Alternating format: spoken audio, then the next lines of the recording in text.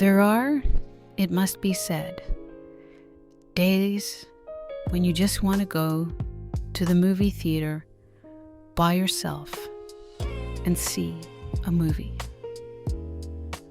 No friends, no loved ones, just you.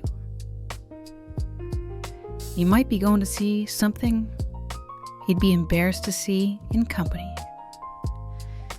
You might just be going there on the spur of the moment.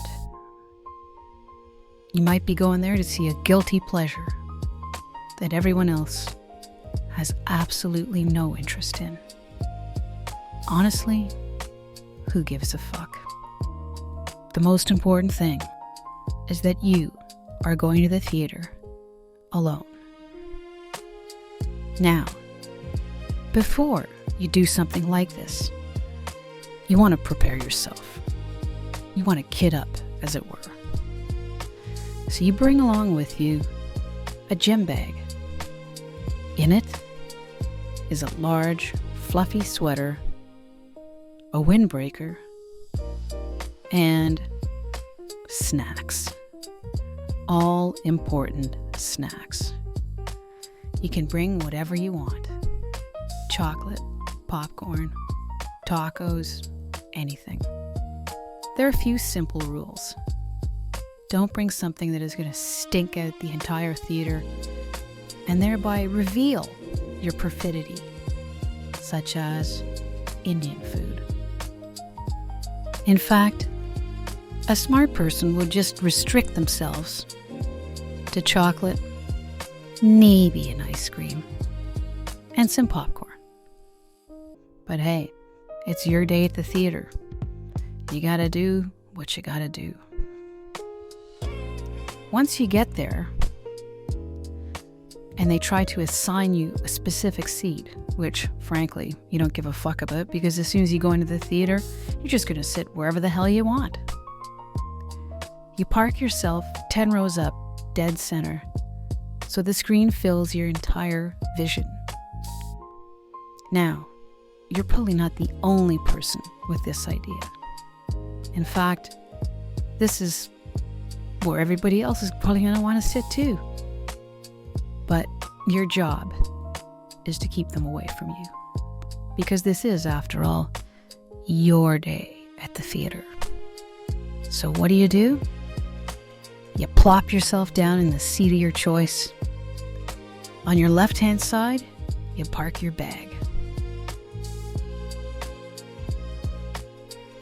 On your right-hand side, you pull out your windbreaker and drape it over the seat, so it's obvious that someone is already sitting there. Lastly, you pull out that big fluffy sweater and stretch it out across the 3 seats in front of you. This way you're going to have an unimpeded view and no one to either side.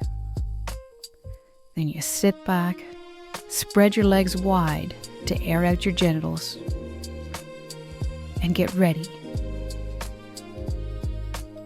One last thing.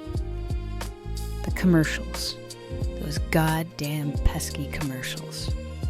What do you do about them?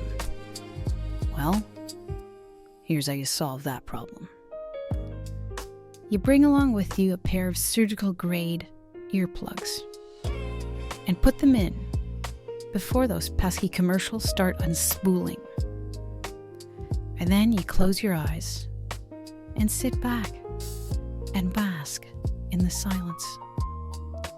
Finally, they put the trailers on, and it's time for you to perk back up again. Take those earplugs out, and remember what it's like to be a kid. Now, I know what you're going to ask. What do you do if someone comes along and asks if these seats are taken?